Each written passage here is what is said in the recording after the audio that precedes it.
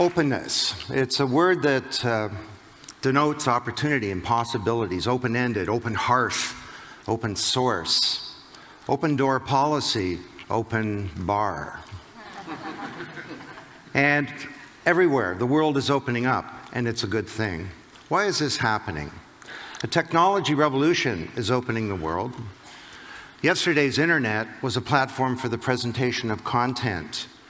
The internet of today is a platform for computation. The internet is becoming a giant global computer, and every time you go on it, you upload a video, you do a Google search, you remix something, you're programming this big global computer that we all share. Humanity is building a machine, and this enables us to collaborate in new ways.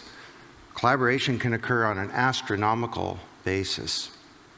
Now, a new generation is opening up the world as well. I started studying kids about 15 years ago, so actually 20 years ago now, when I noticed how my own children were effortlessly able to use all this sophisticated technology. And at first I thought, my children are prodigies. But then I noticed all their friends were like them, so that was a bad theory. So I started working with a few hundred kids, and I came to the conclusion that this is the first generation to come of age in the digital age, to be bathed in bits. I called them the net generation. I said, these kids are different. They have no fear of technology because it's not there. It's like the air. Sort of like I have no fear of a refrigerator. And there's no more powerful force to change every institution than the first generation of digital natives. I'm a digital immigrant. I had to learn the language. The global economic crisis is opening up the world as well. Our opaque institutions from the industrial age, everything from old models of the corporation, government, media, Wall Street, are in various stages of being stalled or frozen or in atrophy or even failing. And this is now creating a burning platform in the world. I mean, think about Wall Street. The core modus operandi of Wall Street almost brought down global capitalism. Now, you know the idea of a burning platform, that you're somewhere where the costs of staying where you are become greater than the costs of moving to something different, perhaps something radically different.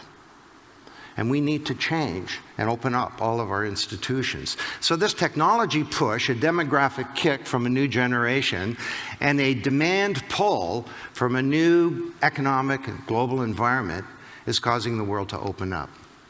Now, I think, in fact, we're at a turning point in human history where we can finally now rebuild many of the institutions of the industrial age around a new set of principles. Now, what is openness? Well, as it turns out, openness has a number of different meanings. And for each, there's a corresponding principle for the transformation of civilization. The first is collaboration. Now, this is openness in the sense of the boundaries of organizations becoming more porous and fluid and open. The guy in the picture here, I'll tell you a story, his name is Rob McEwen. I'd like to say, I have this think tank, we scour the world for amazing case studies. The reason I know this story is because he's my neighbor. He actually moved across the street from us, and he held a cocktail party to meet the neighbors. And he says, you're Don Tapscott. I've read some of your books. I said, great, what do you do? And he says, well, I used to be a banker, and now I'm a gold miner. And he tells me this amazing story. He takes over this gold mine, and his geologist can't tell him where the gold is. He gives him more money for geological data. They come back. They can't tell him where to go into production. After a few years, he's so frustrated, he's ready to give up. But he has an epiphany one day. He wonders, if my geologists don't know where the gold is, maybe somebody else does.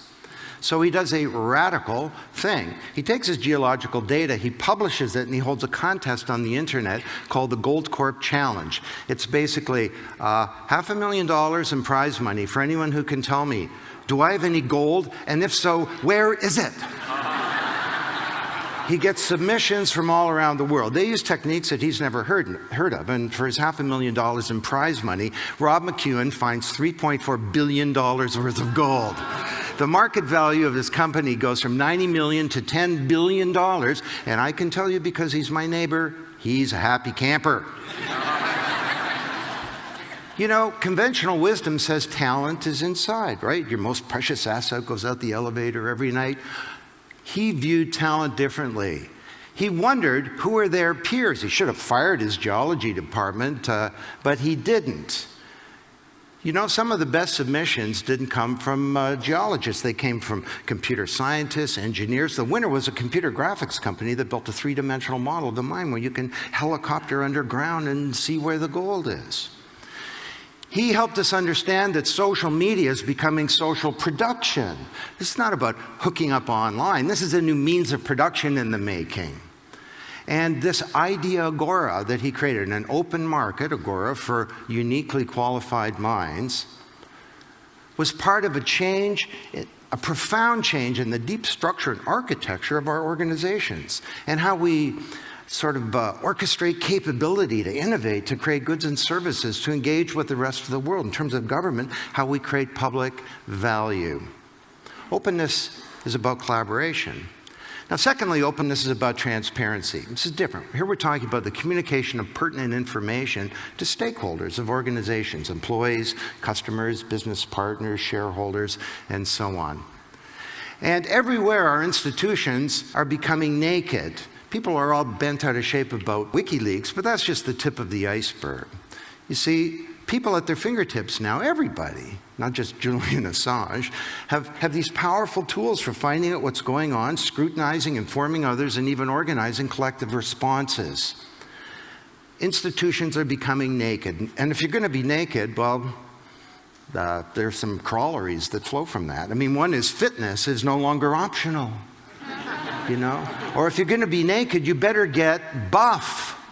Now, by buff, I mean you need to have good value, because value is evidence like never before. You say you have good products, they better be good. But you also need to have values. You need to have integrity as part of your bones and your DNA as an organization. Because if you don't, you'll be unable to build trust. And trust is a sine qua non of this new network world. So this is good. It's not bad. Sunlight is the best disinfectant, and we need a lot of sunlight in this troubled world. Now, the third meaning and corresponding principle of openness is about sharing. Now, this is different than transparency. Transparency is about the communication of information. Sharing is about giving up assets, intellectual property. And there are all kinds of famous stories about this. IBM gave away $400 million of software to the Linux movement, and that gave them a multi-billion-dollar payoff. Now, conventional wisdom says, well, hey, our intellectual property belongs to us, and if someone tries to infringe it, we're going to get out our lawyers and we're going to sue them. Well, it didn't work so well for the record labels, did it? I mean, they had a technology disruption, and rather than taking a business model innovation to correspond to that, they took and sought a legal solution, and the industry that brought you Elvis and the Beatles is now suing children and is in danger of collapse. So we need to think differently about intellectual property. I'll give you an example. The pharmaceutical industry is in deep trouble. First of all, there aren't a lot of big inventions in the pipeline, and this is a big problem for human health. And the pharmaceutical industry has got a bigger problem, that they're about to fall off something called the patents cliff. Do you know about this? They're going to lose 20 to 35% of their revenue in the next 12 months. Now, what are you going to do? Like cut back on paper clips or something? No. We need to reinvent the whole model of scientific research. The pharmaceutical industry needs to place assets in a commons. They need to start sharing pre-competitive research. They need to start sharing clinical trial data. And in doing so, create a rising tide that could lift all boats, not just for the industry, but for humanity. Now, the fourth meaning of openness and corresponding principle is about empowerment. And I'm not talking about the motherhood sense here. Knowledge and intelligence is power. And as it becomes more distributed, there's a concomitant distribution and decentralization and disaggregation of power that's underway in the world today. The open world is bringing freedom. Now, take the Arab Spring. The debate about the role of social media and social change has been settled. You know, one word, Tunisia, and then it ended up having a whole bunch of other words too. But in the Tunisian revolution, the new media didn't cause the revolution, it was caused by injustice. Social media didn't create the revolution. It was created by a new generation of young people who wanted jobs and hope and who didn't want to be treated as subjects anymore. But just as the internet drops transaction and collaboration costs in business and government, it also drops the cost of dissent, of rebellion, and even insurrection in ways that people didn't understand. You know, during the Tunisian Revolution, snipers associated with the regime were killing unarmed students in the street. So the students would take their mobile devices, take a picture, triangulate the location, send that picture to friendly military units who'd come in and take out the snipers. You think that social media is about hooking up online? For these kids, it was a military tool to defend unarmed people from murderers. It was a tool of self-defense. You know, as we speak today, young people are being killed in Syria. And up until 3 months ago, if you were injured on the street, an ambulance would pick you up, take you to the hospital. You'd go in, say, with a broken leg, and you'd come out with a bullet in your head.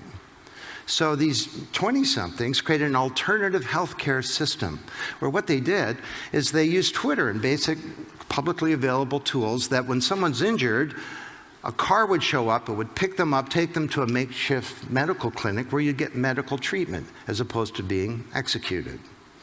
So this is a time of great change. Now, it's not without its problems. Up until 2 years ago, all revolutions in human history had a leadership. And when the old regime fell, the leadership and the organization would take power. Well, these wiki revolutions happen so fast, they create a vacuum, and politics abhors a vacuum, and unsavory forces can fill that. Typically the old regime or extremists or fundamentalist forces. You can see this playing out today in Egypt. But that doesn't matter because this is moving forward. The train has left the station. The cat is out of the bag. The horse is out of the bar. Help me out here, okay? The toothpaste is out of the tube. I mean, we're not putting this one back. The open world is bringing empowerment and freedom. I think at the end of these 4 days that you'll come to conclude that the arc of history is a positive one, and it's towards openness. If you go back a few hundred years, all around the world, it was a very closed society. It was agrarian, and the means of production and political system was called feudalism. And knowledge was concentrated in the church and the nobility.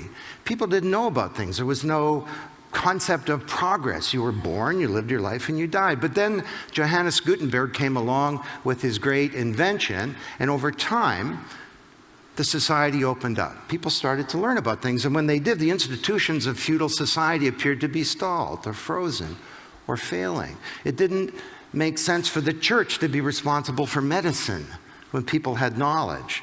So we saw the Protestant Reformation. Martin Luther called the printing press God's highest act of grace. Creation of a corporation, science, the university, eventually the Industrial Revolution, and it was all good.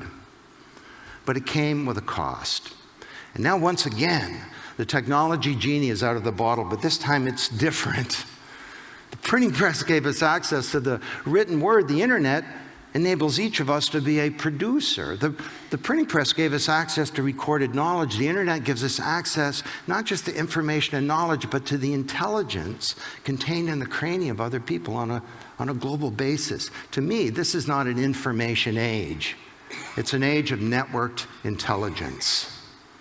It's an age of vast promise, an age of collaboration where the boundaries of our organizations are changing, of transparency where sunlight is disinfecting civilization, an age of sharing and understanding the new power of the commons, and it's an age of empowerment and of freedom. Now, what I'd like to do is, to close, to share with you some research that I've been doing. I've tried to study all kinds of organizations to understand what the future might look like.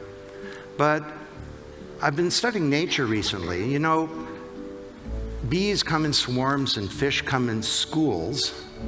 Starlings in the area around Edinburgh, in the moors of England, come in something called a murmuration. And the murmuration refers to the murmuring of the wings of the birds. And throughout the day, the starlings are out over a 20-mile radius, sort of doing their starling thing. And at night they come together and they create one of the most spectacular things in all of nature. And it's called a murmuration. And scientists that have studied this have said they'd never seen an accident. Now this thing has a function. It protects the birds. You can see on the right here, there's a predator being chased away by the collective power of the birds. And apparently this is a frightening thing if you're a predator of starlings. And there's leadership, but there's no one leader. Now, is this some kind of fanciful analogy, or could we actually learn something from this? Well, the murmuration functions to accord a number of principles, and they're basically the principles that I've described to you today. This is a huge collaboration. It's an openness. There's a sharing of all kinds of information, not just about location and trajectory and danger and so on, but about food sources. And there's a real sense of interdependence. The individual birds somehow understand that their interests are in the interests of the collective. Perhaps like we should understand that the business can't succeed in a world that's failing. Well, I look at this thing and I get a lot of hope. Think about the kids today in the Arab Spring, and you see something like this that's underway. And imagine, just consider this idea, if you would. What if we could connect ourselves in this world through a vast network of air and glass? Could we go beyond just sharing information and knowledge? Could we start to share our intelligence? Could we create some kind of collective intelligence that goes beyond an individual or a group or a team to create perhaps some kind of consciousness on a global basis? Well, if we could do this, we could attack some big problems in the world. And I look at this thing and I don't know, I get a lot of hope that maybe this smaller, networked, open world that our kids inherit might be a better one.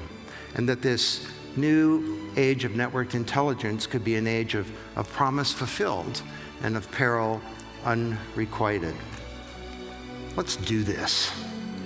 Thank you.